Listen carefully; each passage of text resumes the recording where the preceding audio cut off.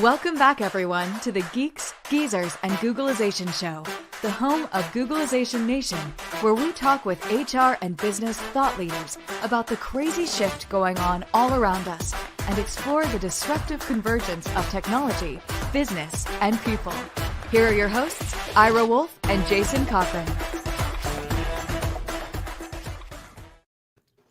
Hey, welcome everyone to a very special episode of Geeks, Geezers, and Googlization, a show from the People Forward Network. I'm Ira Wolfe, and thank you for being part of Googlization Nation. And I'm Jason Cochran. If you think this is just another podcast, think again. We're the voice of the most important and crucial conversations that are confronting business leaders and people in today's ever-changing world. Our goal is to bring you ways to reimagine tomorrow and explore the impact and the convergence of business, people, and technology. If there is any doubt we are living in never normal times, all you need to do is turn on the news or strike up a conversation over a coffee about the jobs, labor, and the economy. For most of our recent history, when inflation went up, the economy slowed, demand fell, companies cut back, employees lost their jobs, unemployment went up. That was typical. That was normal. Well, welcome to 2022, when nothing seems to be working the way we thought it should or would. So we are honored and grateful to welcome a few experts to the show to help us figure this out, to help us make us smarter, to see what's going to go on. Are we headed toward recession? What is going to happen with jobs, the markets? First of all, we've got Dick Bove. He might be a familiar face to many of you. He's been on television well over 1,500 times. You might have seen him on Bloomberg, CNBC, Fox Business, CNN. If you don't watch TV, you missed him on TV. You probably saw his name in over 10,000 interviews in print media. Dick is the chief financial strategist at Odeon Capital Group and a highly sought after thought leader for investors, the media, and even the White House. Joining Dick is Mat Van Alstyne, co-founder and managing partner of Odeon Capital Group, a leading Wall Street executive. Mat and Dick team up each week on the podcast Odeon Capital Conversations, known for their well-informed outlook and views, which is now one of the top-rated podcasts. And we're going to hear in a minute, also joining us is John Aidan Byrne. John is an award-winning journalist, multimedia editor, host of the popular podcast Dig Life Deep, which I have a regular segment on there, Future Shock. Hopefully that you're listening to that as well. And he's also host and moderator of the Odeon Capital Conversation, which, as I said just a minute ago, is one of the top-rated podcasts. I believe it's in the top 30 on Apple, but John can help me with that one. If you haven't been listening to either of these podcasts, I highly recommend it. And also check out my Future Shock 2.0 segment each week on Dig Life Deep. So let's just get started here. You're here to hear about them. And I'm going to bring in Dick, and I'm going to bring in Mat, and I'm going to bring in John, and welcome to Geeks, Geezers, and Googlization, gentlemen. Thank you. Welcome. Pleasure to be here. Thanks. So, John, I'm going to throw this to you first. You started Odeon Capital Conversations. You're only into it 33 episodes. And what's your secret? You're somewhere, you need the top of the charts. well, certainly flattered. The secret is the excellent contributions of Dick Bove and Mat Van Alstyne, two well-informed Wall Street veterans.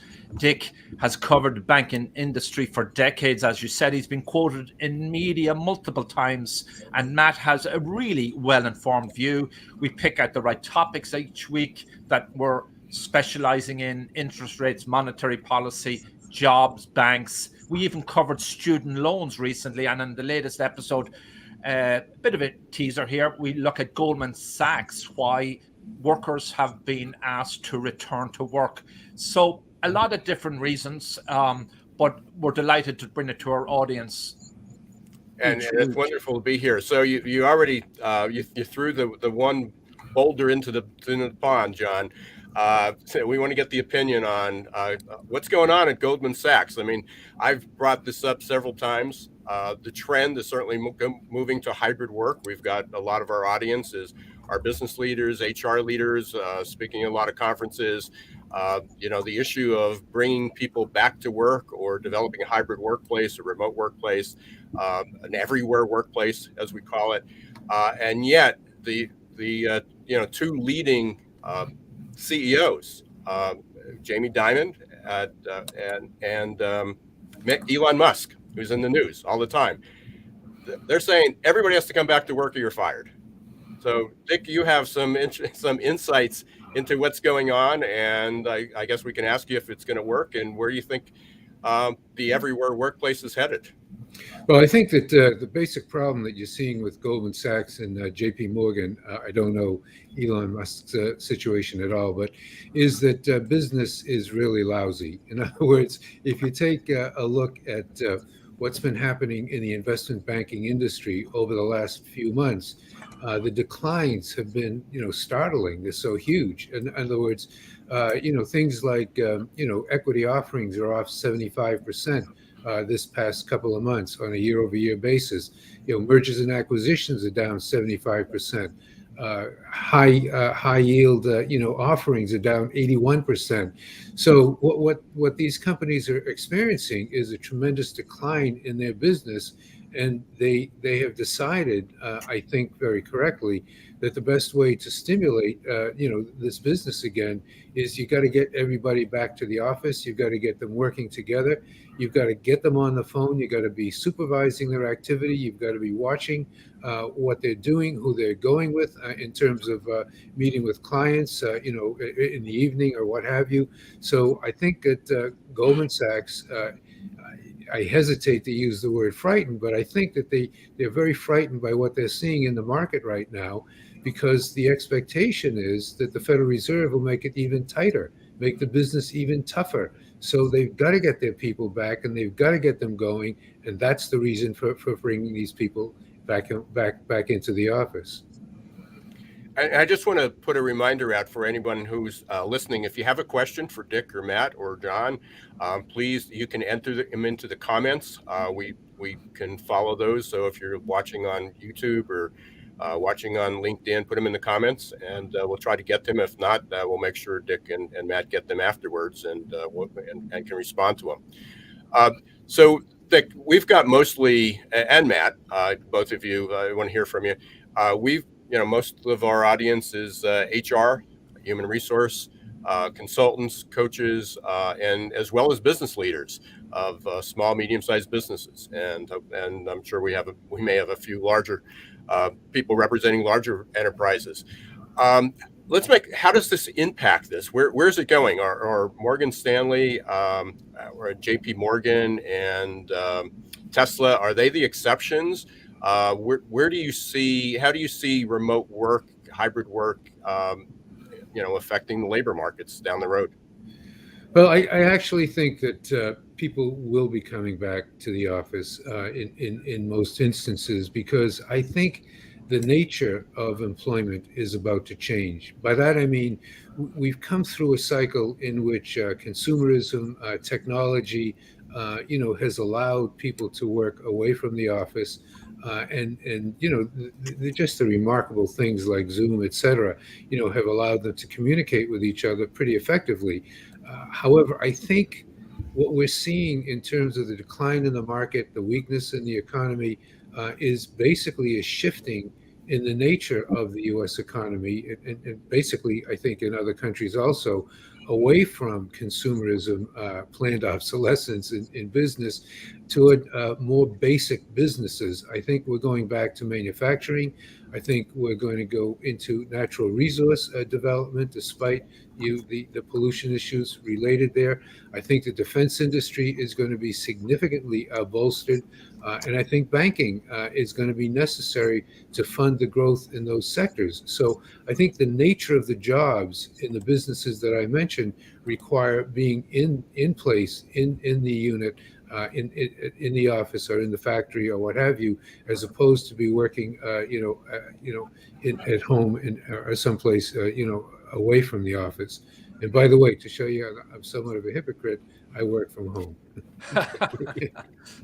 Yeah. So let's, and just to put this out and be real, I mean, we talk, certainly remote work, hybrid work, this whole conversation where we started is focused on remote work. But at this point in time, even if we had 100% of people who were eligible, who can possibly do their jobs remotely, it's still only 40% of the workforce. 60% of jobs, at least at this point, without virtual reality and some increased automation, which we can talk about, are still have to be done in person. There's some healthcare, things like healthcare that can be done remotely. Even some surgeries can be done remotely, but it's not commonplace. So we're only talking about 40% of the workplace that can possibly do it. And, we all are privileged that we have that opportunity to be able to do that. But there's many jobs. I still can't get my trash collected as they came by this morning and have it done remotely. Maybe in the future we'll be able to figure that out. There's every day there seems to be a big story about layoffs. And again, most of them seem to be in tech, but Snap the other day said they're laying off 20% of their workplace. Google's laid off, Apple's laid off, Meta's laid off. The list just goes on and on. Is that reflective of the general economy? The new numbers came out. It looked like many industries increased. Well, I think it is. It's certainly reflective of the general economy in one regard. As I say, a shift in the nature of where business is going to be done. But I also think that the structure of the employment market at the moment would imply, I think, that layoffs are going to continue. And by that I mean, if we look at productivity. In manufacturing, productivity is actually improving, but in business in general, productivity has been decreasing for the last couple of quarters, and it's decreasing because we've added a lot of people. They're working fewer hours, and we're paying them more money. So basically, if you're a corporation or a small business and you've added a few people because you're afraid that you're not going to get workers because you hear about 2 jobs available for every one person out there willing to take it. But what you're finding is that maybe you hired too many people, number one. Maybe the nature of your business isn't going to be as great as it was over the past decade. Maybe, you're working fewer hours, which means that your production is down. And if all of that is true, and I think it is true, we're going to see more layoffs. And I think, this whole concept of, we're adding jobs very rapidly is going to dissipate, and we're going to be looking at a shift in the employment numbers, which is going to be very unpleasant. So, which brings up a question. Do some of the metrics that we've been using for the last 50 years, I guess, do they need to be changed? I mean, how we measure productivity, which leads to a second question here, because you recently talked about the Labor Department numbers are sort of a head fake. And we hear that a lot, that are they really measuring what we need to be measuring? So we're measuring productivity based on the amount of output versus the number of people that are working. But at the same time, there's a lot of people have gig jobs. They have second jobs. They have third jobs. They're sort of off the radar. Right. Yeah, well, I mean, just to give you one simple example, and Matt brought this up so that, I should actually let him talk about it. But the birth-death rate in the labor numbers is staggering. In other words, we added over 300,000 jobs in the last number that came out. And if I looked at the numbers right, the birth-death rate added 100,000 of those jobs. That was 1/3. But maybe Matt wants to comment about the last couple of reports, because basically this will give you an idea of how skewed this job number can be. Well, the birth-death rate has been a controversial part of the unemployment number for, going on decades at this point, because every time what they supposedly try to do, and we call it the birth-death rate because that's what they call it, it's kind of a somber name for it, but it's basically their guesstimate of people who started new businesses that aren't yet reflective in federal data like the U.S. Census, or aren't able to be captured by the current metrics.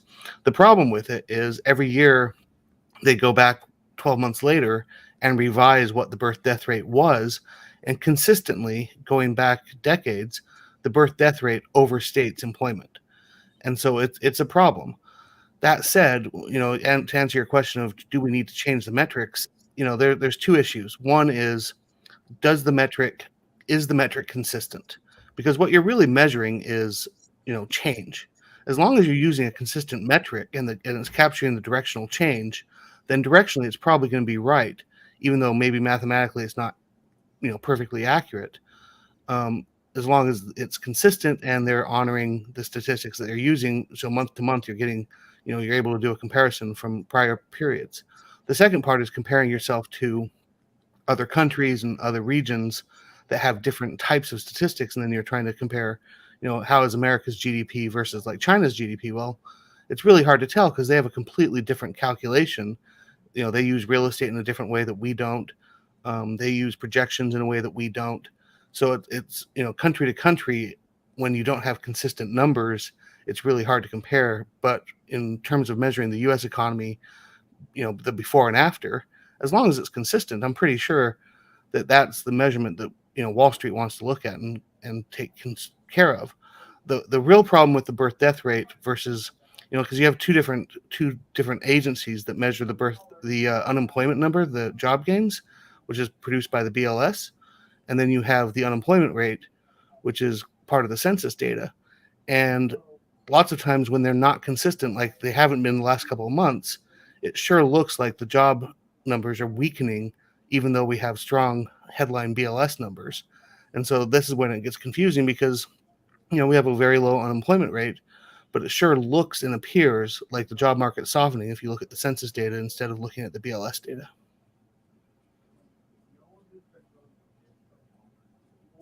There I am. Now I'm off. So Matt and certainly Dick, looking to you for your perspective on this too. We have these job openings, and I agree that many of the job openings that people posted were never intended.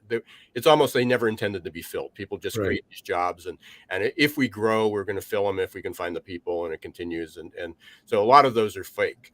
But But a lot of the numbers that we're looking at don't have, we just don't have the bodies. We just don't have the skilled labor. Our labor participation rate is low. Certainly, there may be another side to the story, but like your comment on that, male participation rate has been falling for 70 years, according to BLS. Where do we go with that? If even if we don't have the growth, the job growth, can we still fill these jobs? Or how do we fill these jobs? I know that's what our audience is looking for. How do we fill the jobs that we do have open? Well, I think the issue is training. In other words, I think we've pulled this huge scam on the youth of America, in that we tell them, in order to get a job, you need to get a college education. And then you go to college, you build up a huge amount of debt, and you attempt to get a job when you graduate, and the job market looks at you and says, well, what do you know? What can you do? And they can tell you what Sophocles said. Maybe they can tell you, what some other, type of esoteric information is. But, can they run a lathe? Can they, build a house? Can they use their hands in a fashion that will create value? I don't think so. And I don't think they've been trained to do that. So I think that you really do have to start with the educational system and start to rebuild vocational training. I mean, I think I heard Jamie Dimon say this correctly about 6 months ago. I think he said that JP Morgan Chase is no longer going to make donations to colleges, named colleges. It's going to make the donations instead to vocational schools and to schools which are oriented toward providing workers, for the economy. And I think, you start there.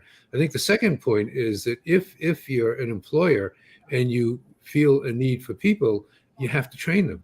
if you're not going to train them, in other words, if you think you're going to get them, popping out of the job market or popping out of colleges, I think you're mistaken. I think you've got to have a decent method of bringing people in, training them, and then, building their loyalty and them as part of your workforce. And I think, again, going to where I think the U.S. economy is going in the next few years, I think that's going to be critical, because you can't drop someone into manufacturing or into mining or into defense, and assume that they know how to do what is required of them.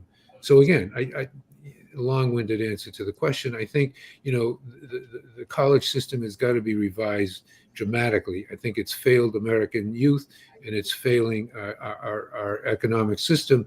I think that training has got to be added at all levels of the system. Not long-winded at all. We hang on every word you say. Thank you. Hey, John, I think you had a comment or some opinion. Well, no, I agree with what Dick says. You put it extremely well. I mean, there are also just these structural problems in our labor force. I mean, like from the simple to the profound. I mean, I was shocked the other day when somebody mentioned to me that to be a florist in America, you need to have a license. I mean, it's just extraordinary. To be a tour guide, you have to go and apply for a license. So you're paying up there twice, and it slows down, the availability of all these workers. There's another thing that we covered on my podcast, Ira, the whole underground gig economy. And I think that hasn't been as transparent in the numbers out there as it should be. I mean, there are just so many Americans in the gig or underground economy. We don't even know, maybe as many as 40 or 50 million freelancers, and they're probably not adequately counted in the labor numbers. And maybe that's something that Dick could address. Well, basically, the household. I mean, Matt just mentioned that we do two surveys. One is the, establishment survey, in which supposedly 131,000 establishments are culled every month, and the question is asked, are you hiring people? How many people do you have working for you? And then the second survey is done of 60,000 households, and the question there is, do you have a job? So the net effect is, if people are answering the questionnaires on the household survey correctly, we're picking up those people who are working off the record, so to speak, in the gig economy. If those people are afraid to say, I have a job, because they're worried if the government is asking them if they have a job, the next person who'll be asking them that question is the IRS, then you're not picking it up. You're not able to get it. But this economy has been around for decades, right? In other words, the underground economy surfaced in the 1960s and 1970s as something that, the American, if you will, demographers were missing, that the people who were creating the GDP numbers were missing, and there's been a real effort by the government to categorize and to quantify what's going on in that sector. But, I mean, since it is underground and we don't know who they are, we can't say whether they've been more successful in ferreting out, what these people are producing that adds to GDP, or B, whether they're in fact working 60 hours a week. That we don't know. But you can't fault the government for not trying, because they are trying very hard to do that. In addition to which, if you've noticed, the reports coming out of the Labor Department each month, the Labor Department keeps seeking new ways of finding people who are in different categories so that they can properly indicate what the unemployment rate is. In other words, under something that they call U3, and it doesn't matter what it is, they said the unemployment rate is 3.5%. On something else, which they call U6, which takes in all of these different, people, all of these different, people who weren't being counted in the past, the unemployment rate is 7%. So, we can't nail down the numbers the way we would like, I think is what I'm trying to say. Well, I would point out that the government, I think, is trying to. The U6 number is commonly called the underemployment rate because it counts people who are working part-time that wish they were working full-time in addition to people who are seeking employment altogether. But going back on the gig economy, and this is a criticism of the latest BLS number. Dick said about 100,000 of the 300,000 jobs created last month were from the estimate of the birth death rate. But of the other 200,000 jobs, close to another 100,000 of those were people who were taking second jobs, and they get counted as quote unquote new jobs because their primary job isn't making them enough money. And then the other part of that is people who are in part-time jobs who wish they were in full-time jobs, which is also counted in that 100,000. So when you get rid of all the noise, the job number last month was closer to sub 100,000 of people who got full-time jobs. And then you start looking at what sectors they were in, and they were in kind of retail and transitory type jobs that aren't exactly the type that you would aspire to if you want a full-time long career that has growth prospects. And so part of it is they do try to measure it. And I'm kind of consistent in believing that as long as the measurement is consistent from period to period, you'll be capturing the change. The last thing I'd say on the whole unemployment thing is the Federal Reserve has been pretty darn clear that what they're trying to do, because they have no other tools to increase supplies, is they want to reduce demand, and the price of reducing demand is reducing full-time employment. Yeah. And it seems like it's the goal to reduce employment, albeit it sure feels like the BLS is trying to delay that number from showing up in the data until possibly after the election, is my theory. Well, the household number actually showed an increase of 344,000 people who are now unemployed. And in other words, we showed a big increase in employment. We also showed a big increase in unemployment in terms of the way they calculate all these different subsectors of the numbers. So that I believe we've peaked in terms of the job market. I believe that we're going to see unemployment start to rise. I believe that there's going to be a major retraining that has to be done as we move, as I say, from these consumerist technology-oriented situations to the manufacturing, defense, et cetera, industries. So I think that we're in a state of turmoil, not just because people are working at home or working in the office, but because the industries that are going to be hiring are going to be a lot different, and the industries that are going to be letting people go are ones that we know well, in fact, may have invested a lot of money in because they're the hot names in the stock market. And I think, Ira, you mentioned a whole bunch of layoffs from companies that supposedly are the darlings of the stock market. The game is changing. We're in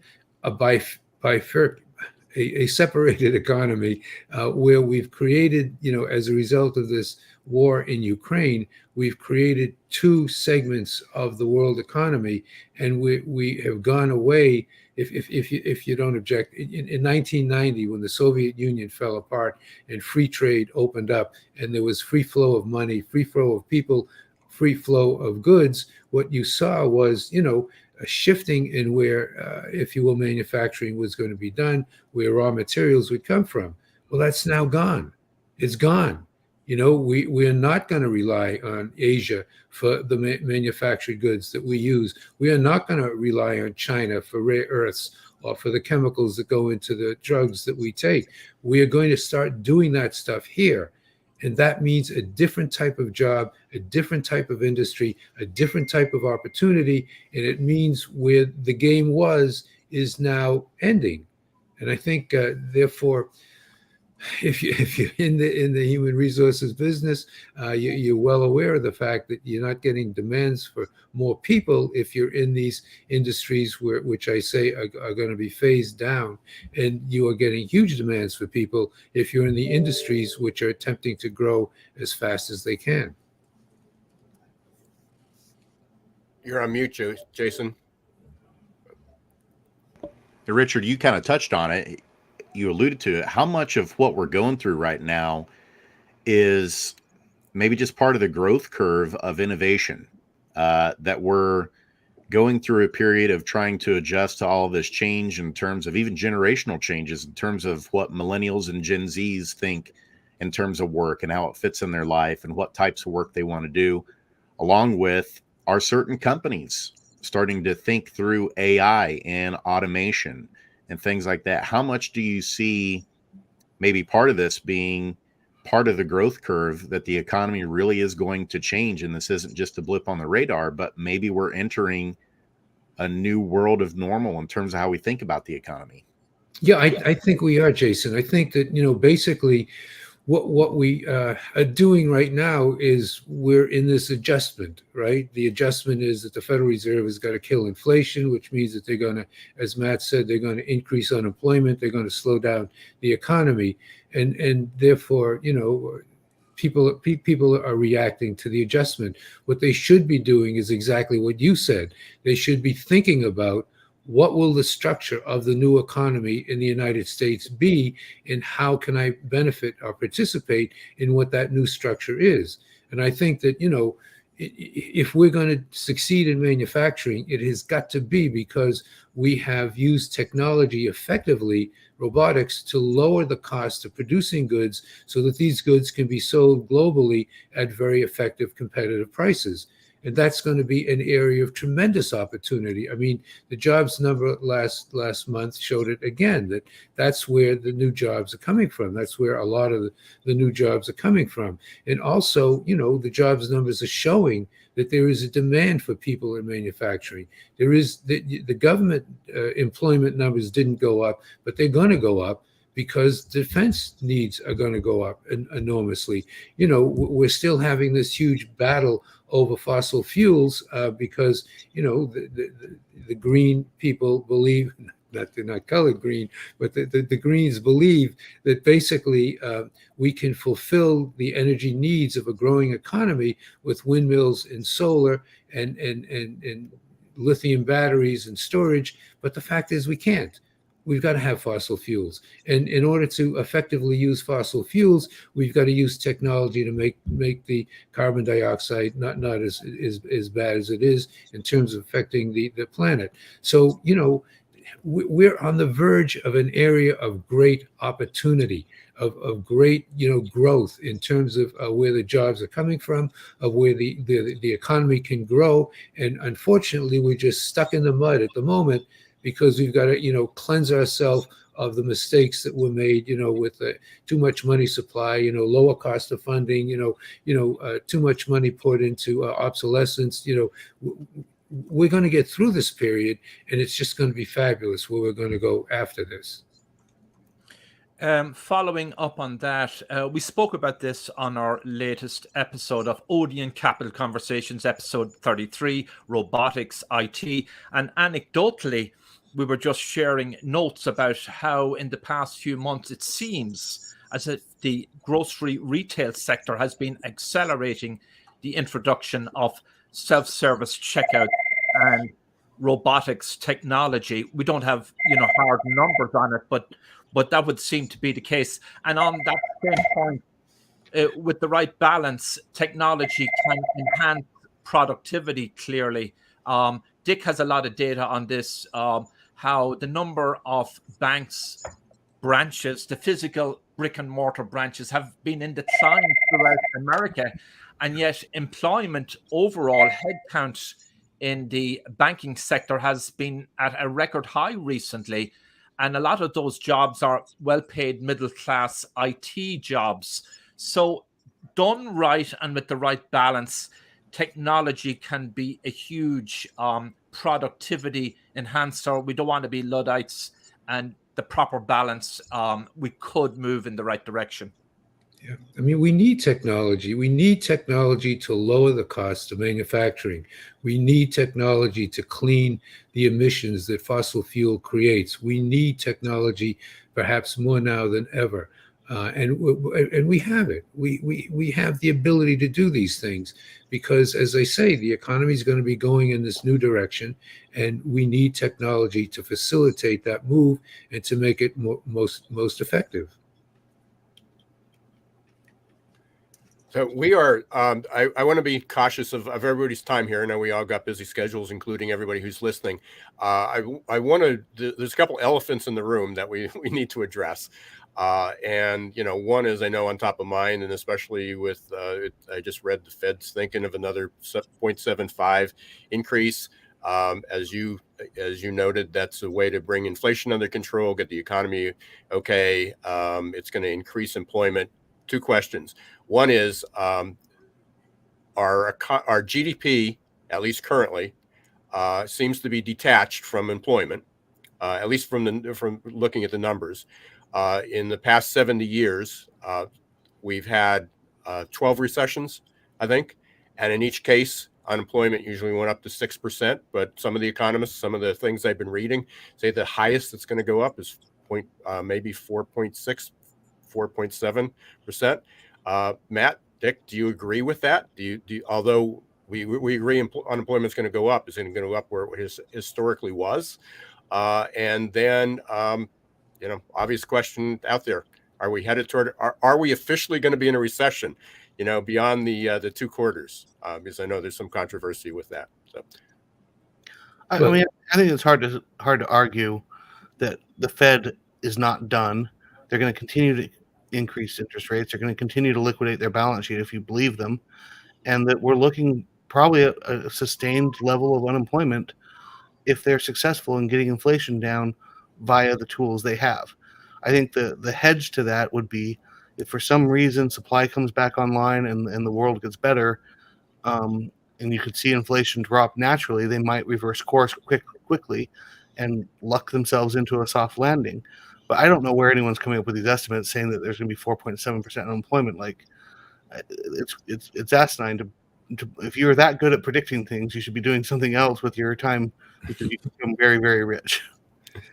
I think if you take a look at the 1970s and the mistake that Arthur Burns made, the head of the Fed at that time, is that he started to fight inflation. And then we ran into this massive recession, 73, 75, which was, which was enormous relative to, I apologize, which was enormous relative to, any recession that we had since the Depression. So, Burns panicked and he stopped tightening and he started easing on inflation, and he never went back to it. And then we got this guy, G. William Miller, who, further, eased monetary policy, and inflation was off to the races until Paul Volcker stopped it. But the fact is that if we believe him, Powell understands what happened then. Powell understands that you can't, take the first indication of a decline in prices or commodity prices and say, oh, inflation is beaten. We can now go back to the old game. And therefore, I do not think this Fed is going to ease up for the next 12 to 18 months. And I think as a result of that what we're going to see is unemployment rise to a higher number. What the number is, I don't know. It's going to be a higher number. It's going to be unpleasant. People are going to be upset about it. It's going to have political ramifications. But hopefully, this guy is not going to blink. He's not going to, shift back to easy monetary policy, which is what he did a couple of years ago. He's going to stay with it. We're going to defeat inflation, and we can start, if you will, this new era. I would point out you could have rising jobs at the same time you have rising unemployment if the Fed is doing their job, because in theory, what they're trying to do is navigate, the inflation number, which is, the demand side. And it's possible that the number of people looking for work exceeds the number of people getting jobs. At the same time, job growth is continuing because of the labor needs of the businesses. So two things could be true that we'd be looking at. You could see an increased employment while seeing a dramatically increased unemployment rate. Yeah, let me just add here also, and Dick has research on this. I guess it could be considered a hopeful sign. During the pandemic, Americans saved a lot more, and savings in bank deposits just accelerated. I think at one point there was an extra 2-point-something trillion in bank accounts. And now banks are sitting on this record amount of deposits, and it's there to be loaned out to manufacturing, which apparently America has created over 600,000 manufacturing jobs, I guess, since President Biden took office. So that manufacturing shift is there. the money is at the banks to lend out. And I think, Dick, you've been seeing evidence of that. Yeah, no, that is one of the reasons to argue that it will be a soft landing, because basically the banking system in the United States is just sitting on this massive amount of excess cash. I mean, hundreds of billions of dollars. We have banks now which are over $1 trillion, over a couple of $1 trillion in size, and those banks have about $1 trillion. JP Morgan, about $1 trillion in cash-like instruments already. So the money is there to fund the type of things that we're talking about, and I do think it's going to happen. So one question, and then we've got to lead toward wrapping this up, although I can be here all day if you guys are willing. But if we try to wrap this up in just the next few minutes, I guess the one factor that I have, and I'm going to throw this out to you, Matt, because when you started talking about the birth death number, I was thinking you were talking about the fertility rate. And the fact is that in 1960 we had 3.6 babies born, and now we have 1.6 babies born per family. The challenge is that we now have baby boomers retiring. When we look at our labor market, we have baby boomers retiring. We have virtually very little immigration, or at least an anti-immigration policy. And if we look at the impact of those birth rates, in the 60s, in the late 50s and 60s, we had 2.5 million new baby boomers flooding the market every year for about 10 years. And then in the 90s, early 2000s, we had 2.5 million millennials entering the market. They're just bodies, but we had a lot of opportunity. We're looking now at 400,000 to 500,000 new workers because of the lower birth rate, because of low immigration. And at the same time, the baby boomers are going out. So I guess that's where my question was coming from with the lower unemployment in this recession, that it's not going to be that typical high rate. And Matt, as you said, we had higher job growth. You know, we could have job growth and higher unemployment. I guess that's the mitigating factor. I'm thinking, am I off base, or is that? No, you on the head, and it's a dark way of looking at the world. If you want to start doing numbers, first off, the Social Security funding crisis, which is not on anyone's radar, is a disaster because they're increasing the amount that is being paid out this year. I think it's 9.8%. So call it 10%. And the rule of 7 says that means Social Security, if we keep that going, the cost will double in the next 7 years. Unless they get inflation under control. Already you're sitting at a federal government that's basically, if you include Medicare, Medicaid, and Social Security and interest, so basically the 4 things that you cannot get rid of as a government already are about 90% of the federal tax receipts. If you keep adding 10% to Medicare, Medicaid, and Social Security every year, it's going to be about 100% by 2024. And then the rest is deficit borrowing. I mean, the numbers don't work. That said, you talked about the demography of America and how it's getting older and we're not being replaced with workers. Well, the solution is immigration. We have to change our immigration, and that could actually probably be done rapidly under the right leadership if needed. And then the other point is, if you look around the world and you know, America's in really bad shape, which I agree. We've got too few immigrants, too few children, but we do have an immigration opportunity because people want to come here. We are not the worst country. China, their demography problem is way worse. They are already a shrinking society. They're aging something like 0.7 years per every year that goes by. Their average age is pushing mid-40s. Our average age is around 36. You look at Germany, same thing. Their average age is getting older. They have a very top-heavy age demographic. Their average birth replacement rate, I believe, is below 1, and they don't have the immigration problem that we have because people don't want to necessarily go there, and they aren't necessarily letting people in. Japan also has a problem, and so when you start looking around the world, and you know, you try to say, okay, clearly the U.S. has problems. Clearly, it's going to be worse 5 years from now than it is the last 5 years. We're still better off than every other country that's part of the G7. And I forgot to mention Russia. Russia is also extremely top heavy.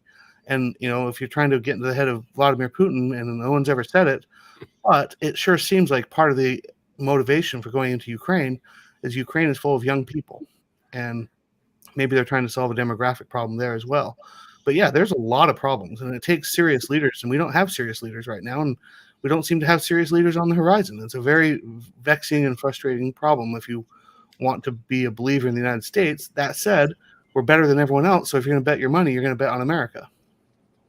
Matt, you just set up our follow-up show here at today, our live stream at 1 p.m. We're talking about the future of leadership. And our guest, which is Paul McCarthy, is like, we need a new model. We need a new approach to leadership. Yeah.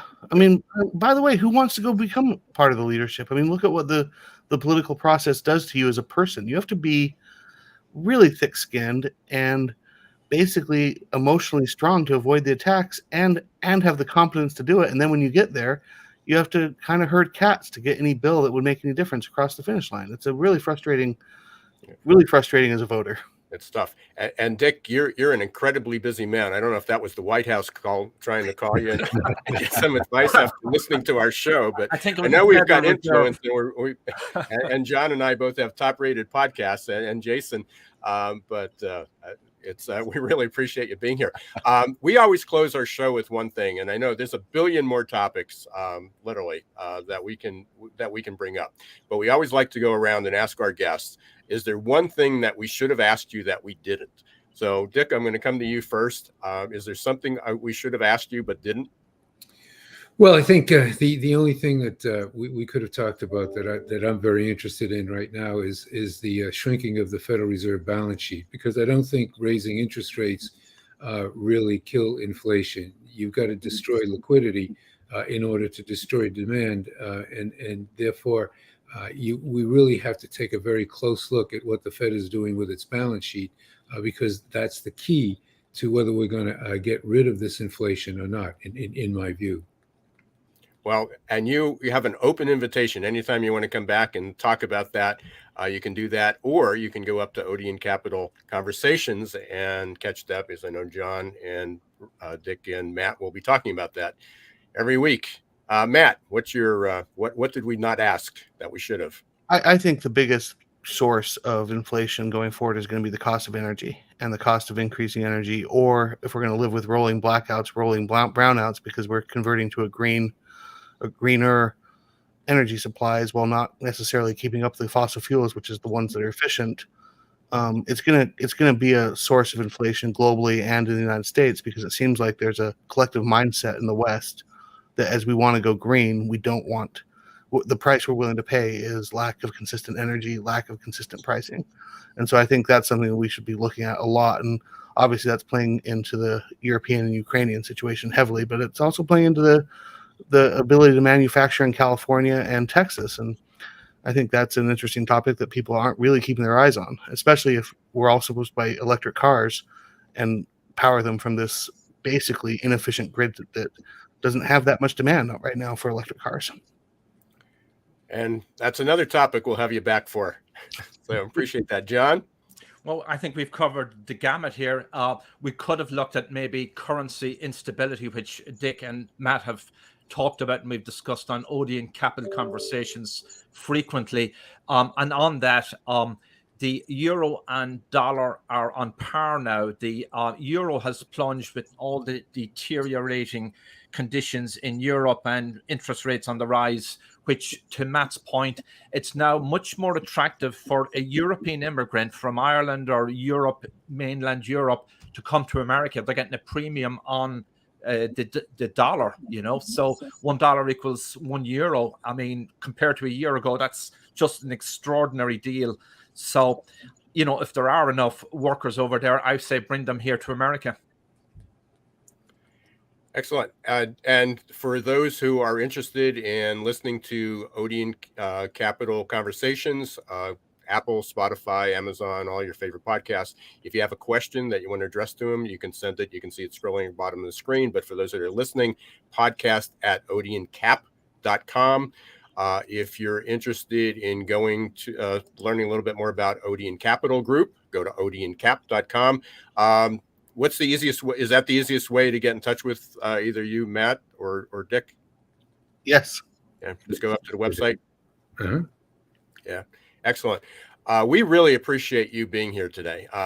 Again, this could go on a long time. You do have an open invitation anytime you want to go back. The three of you, we hoping to do that. I encourage everybody to listen to Odeon Capital Conversations, a great show, a great conversations every single week. Just continuing the topics, going a lot more depth to what we talked about, and also check out John Aidan Byrne's Dig Life Deep. Another popular podcast, and don't miss my segment on there. Every week we do about a 3 to 5 minute segment on Future Shock 2.0. So some snapshots of that. Thank you, gentlemen. Thank you for being here. Thank you, everybody, for listening. If you do have any questions, please continue the conversation in the comments, and we'll make sure that Dick, Matt, and John will respond to those. So I appreciate it. Don't forget our regular shows are 1 p.m. every Wednesday. We do a live stream. Today we're talking about the future of leadership. And thank you, Matt, for setting that up very much. Thank you. Please stay safe. Have a great day, everyone. Thank you.